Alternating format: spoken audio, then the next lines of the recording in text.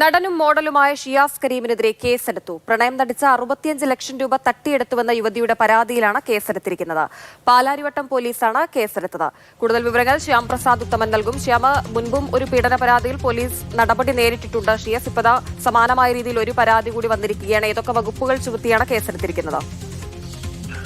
ഹിമ, നടനും മോഡലുമായ ഷിയാസ് കരീമിനെതിരെ സാമ്പത്തിക ലൈംഗിക ചൂഷണത്തിനാണ് നിലവിൽ യുവതി പരാതി നൽകിയിരിക്കുന്നത്.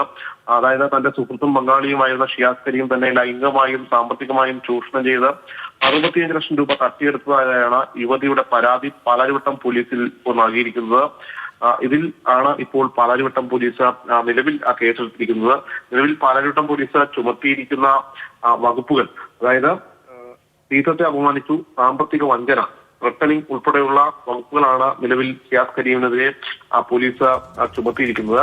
നിലവിൽ ഇന്നാണ് യുവതി സംബന്ധിച്ച് പാലാരിവട്ടം പോലീസിന് മുമ്പാകെ സമീപിക്കുകയും പരാതി നൽകുകയും ഒക്കെ ചെയ്തത്. ഇതുമായി ബന്ധപ്പെട്ടുകൊണ്ട് തന്നെ ഭീഷണിപ്പെടുത്തിയത് അടക്കമുള്ള കാര്യങ്ങൾ യുവതി പങ്കുവെക്കുകയും ചെയ്തിട്ടുണ്ട്. പോലീസിന് മുമ്പാകെ അത് സംബന്ധിച്ചുള്ള ഓഡിയോ സന്ദേശങ്ങളും യുവതി നൽകിയിട്ടുണ്ട്. വിദേശ രാജ്യങ്ങളിൽ ബിസിനസ് ഉള്ള യുവതിയോട് അടുപ്പം കാണിച്ച് ഈ ഷിയാസ് കരീം വൻ തുകകൾ പറ്റുകയായിരുന്നു. ജിമ്മ് പുതുക്കി പണിയാനായിട്ടാണ് ഈ പണം കൈപ്പറ്റിയതെന്നാണ് മനസ്സിലാക്കാൻ കഴിയുക. ജിമ്മിൽ പാർട്ണർഷിപ്പ് നൽകാമെന്നും യുവതിയെ പറഞ്ഞ് പറ്റിച്ചിരുന്നു. ഇത് തന്നെ ചതിച്ചു എന്നാണ് യുവതി പറയുന്നത്.